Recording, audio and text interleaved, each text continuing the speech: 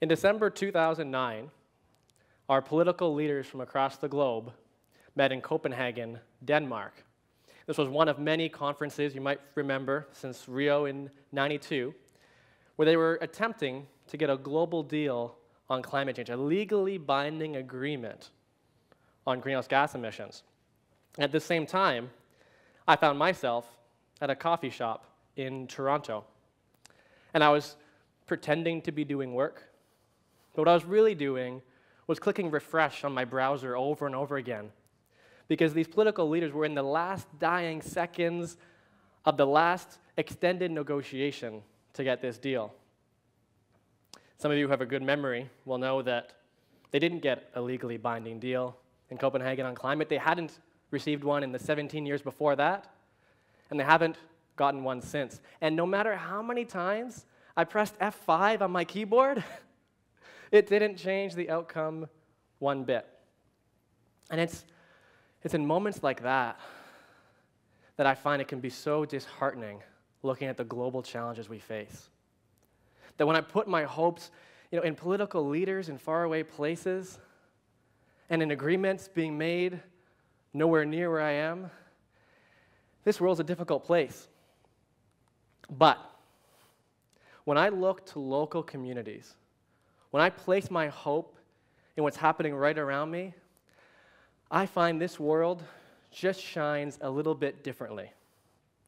We've got examples in the last year, right, from the Arab Spring and Occupy Wall Street. In the last 100 years, everything from civil rights to suffragette, these movements have one thing in common, one binding tie, and that's that they started at the local level. They started in communities, and they started in small groups of people. And so today what I'd like to share with you is some of my experience in igniting a local movement here in Waterloo Region. And so I want to start with you with about 6 years ago. And I say it feels like home being here. It's because I was an undergraduate student here. I was in my 4th year at Laurier. And I was in a double degree program in business and computing and computer electronics, meaning I wrote business plans and built robots. Those were the two things. And I was in the co-op stream, and so I had just finished a co-op term at a large tech company in Mississauga. And I was also in the midst of, as many of us do in undergrad, really figuring out what my passions were. And for me, that meant that I was steeped in books from the likes of Daniel Quinn and Paul Hawken, Derek Jensen and Bill McKibben. And I was really in the midst of figuring out a bit of a different perspective, cobbling together more of an ecological worldview that was very different from that of my parents' generation. And in particular, I want to give you an example. I was living on Hemlock Street, just a couple hundred meters away. And I was on the phone with my former employer. My boss's name was Tim. He was calling me from Mississauga, and Tim was in the midst of offering me a second term to return to that employer again.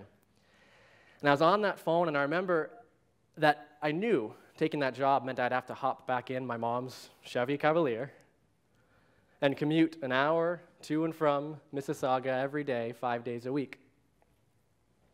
And in my head at that time was this clash between this new ecological perspective and this passion and this career path that I was already on. And we hear so often how it is so important to know your passion.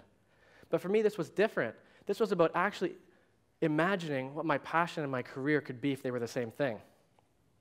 And I wasn't ready for that yet. I took that job. It was a great job, great term. But it wasn't until a whole term later that I decided, you know what, I just wouldn't do co-op at all. You can do that. I decided I would go to conferences. I would phone up people I didn't know that I thought were in this field, this ecological field. I just didn't even know what that meant, but I'd call them anyway. And I'd spend time more exploring what this passion meant. When I got back on campus, I found a prof who was willing to explore carbon policy research with me, which is essentially the intersection between business and the environment. But what I want you to take away from this is that it's more than just finding your passion. That for me, it required some grittiness later on down the road. It required that perseverance. And that perseverance and that grittiness came directly from ensuring that what I was doing in my 40 hours a week, and I got a lot of 40 hours, a lot of weeks left, and that was the same thing as that which I was passionate about. Now, coming back on campus, I wanted to get out of some more courses, and you get credit for these research courses. And so I did this first one in carbon policy, and then I found this prof, and the dean of business was willing to allow me to then write a business plan for this new idea. And a friend of mine were inspired by a group operating on the West Coast about the ways that maybe a new entity could work with businesses and help organizations make real commitments to reduce their environmental impact. Because we knew there's a business case. We knew that there is going to be carbon policy soon. We know that companies will save money by reducing their energy impact. We knew that they'd improve their brand, that they'd attract employees that look like you and me. And so we said, okay, what if we created this new thing? This new organization who would work with businesses, give them the supports, connect them to networks and resources and expertise, and then report back on their behalf. And by doing that, what if we actually changed the culture of businesses in Waterloo Region to one that actually integrates environmental sustainability into the decision-making of organizations across this community? Now get this, the flagship program we were going to create was going to have companies make commitments, and they were going to pay us a membership fee to do it. That was the idea. You can imagine my first few pitches to companies. How about you make a commitment to reduce your carbon impact and pay me to do it? What do you think? So what did we do? We dreamed real big, and we started talking about it. To anybody that would listen, and what I learned at this time in my life is if you write a coherent email, people generally write you back. And so we emailed the mayor, and we emailed the big tech companies and the big leading faculty, and we told them about what we wanted to do. And we didn't just talk about it, but we listened to what their priorities were, and we adapted what we were thinking based on that. And so we kept talking into the summer of 2008, and by the end of the summer, we had this audacious goal of having $100,000 of initial project funding for this new entity we wanted to create. Can you guess how much funding we had? It's not a fairy tale. We didn't have 100. We had 10,000, and the only funder was my research prof, who oversaw the whole research the whole way. Later told me he was just betting on a horse. And the closest likeness I can give you is that dancing video. He was like the second crazy guy dancing. And then it got a bit worse. Because if you remember back in 2008, what happened? This big recession thing hit. So fast forward to November 2008, I'd presented to over 100 companies, asking for them to be these corporate sponsors of this new organization we wanted to create. None of them signed on. I can remember very clearly this meeting we had with the volunteer team. It's always, everything I've done in the last 6 years has always been volunteer-driven, and we had our 12 volunteers in a room, these people that had been committing so much of themselves to this idea. And I remember we essentially just brainstormed crazy ideas to keep this thing going. And the worst idea, I remember, was this idea of recycling car tires. I'm glad we never did it. But it even got to the point where I actually had my exit strategy written down. For those of you that aren't business students, what an exit strategy means essentially the list of people I will disappoint if I stop. Having to go to the prof to say it didn't work, and the volunteers to say we wasted your time. And so I don't want it to come across that dreaming big and talking is enough to create a movement. It's not. But what we were doing at that time, we were literally planting the seeds of the movement we were trying to build. We were literally investing in our supporters across this community for what would follow. So what followed? What was our TSN turning point? What was the big idea? It's so simple, it's ridiculous. On January 28th, 2009, one of the snowiest days, of course, because we're in Canada, we hosted an event. And we invited out a tech leader from the West Coast, from a business that had reduced their environmental impact and made a profit while doing it, and we asked that person to come speak to our community. And we invited all those people that weren't ready to step up and sponsor to just come to this event. And what happened? On the feedback forms afterwards, the most common feedback we received is that I only expected 20 other people in the room, and oh my gosh, there were 200. That by simply getting our supporters in one room together, that alone built the credibility of what we were trying to do. That we literally brought this movement into one room and said, look, who else is here? Oh my gosh, the mayor's here. Those tech companies, they showed up too. Those political leaders, they're all here. Wow. And what followed? 2 weeks later, the mayor joined our advisory board. A few weeks after that, those companies that attended that event, they later joined as partners, as sponsors. Within a few weeks after that, in the midst of a recession, we had put together over $200,000 of project funding for this new crazy idea. We started to make it happen. But I want to be very careful.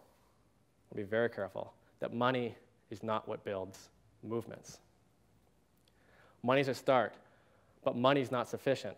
Money only builds empires, not impact. And it definitely doesn't build a movement. So what does? Movement building is about involving people in the process of what you're trying to create. So let me give you our example. We had this whole idea about getting companies to make commitments.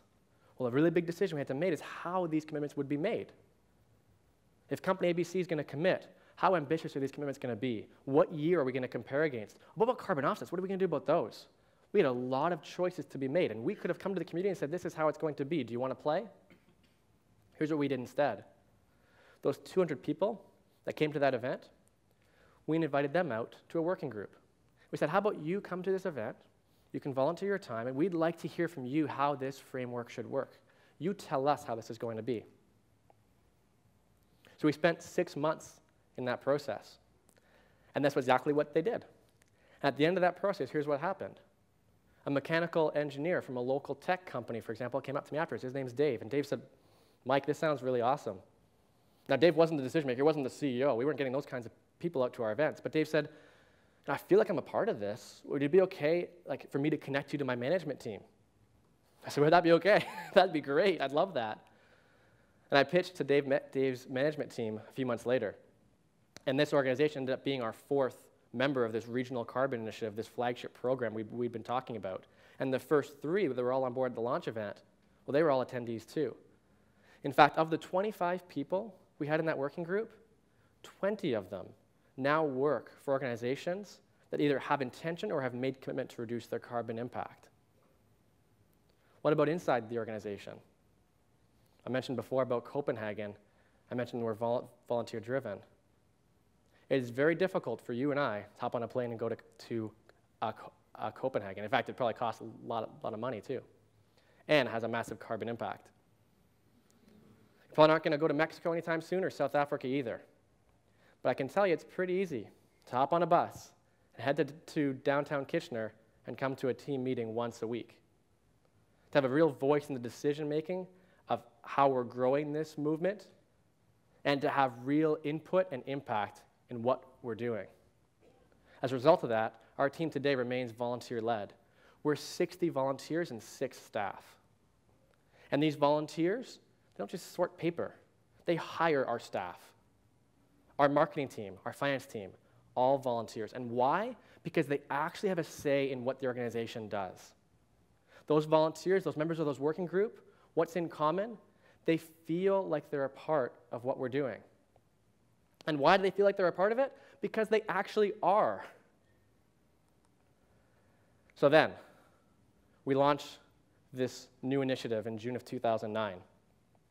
It's been about 4 years since that time.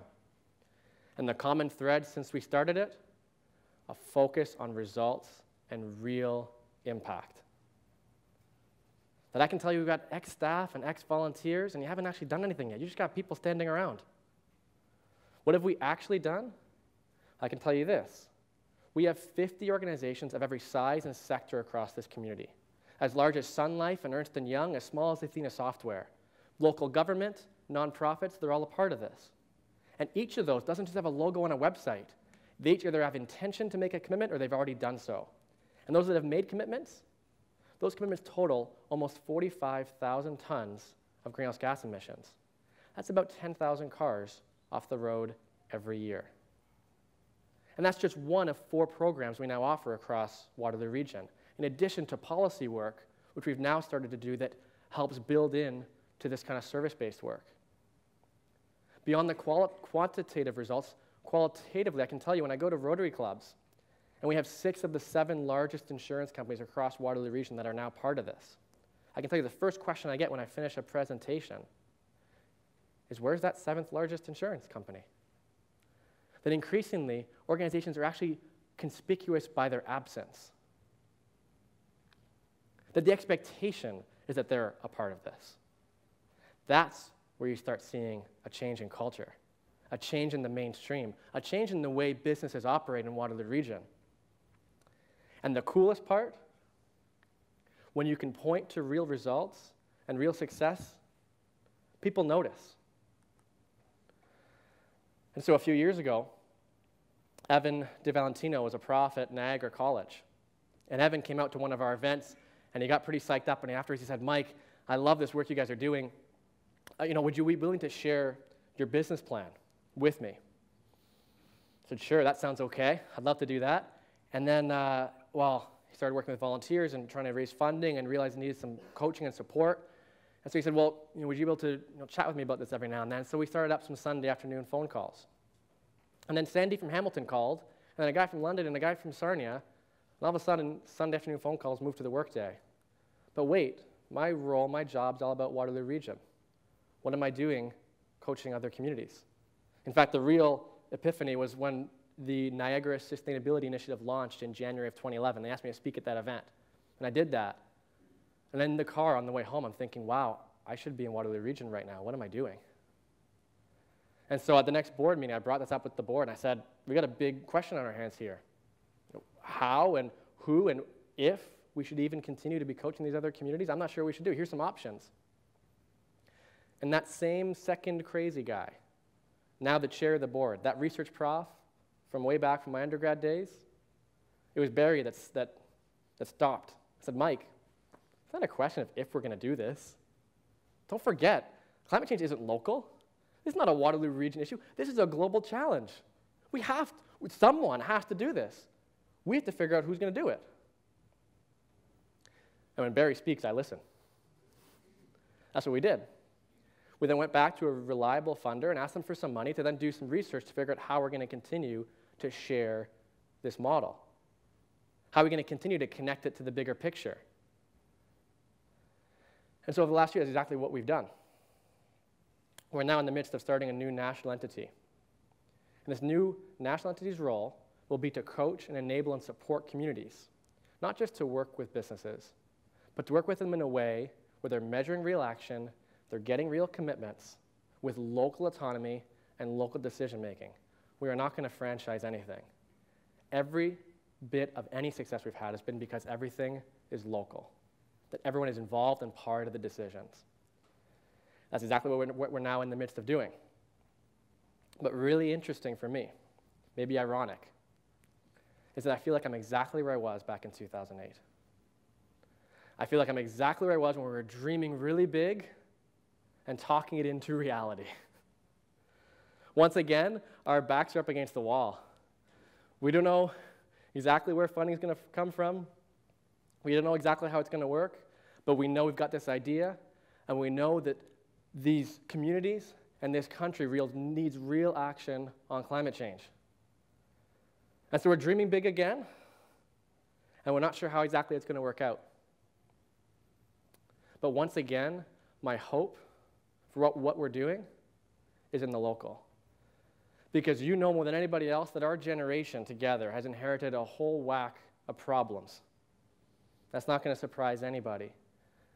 But that there are solutions in communities. That you and I can be part of a movement that changes the results in real ways, that shapes the outcome. And that you and I, that we can actually be a part of the change we want to see in this world. Thank you.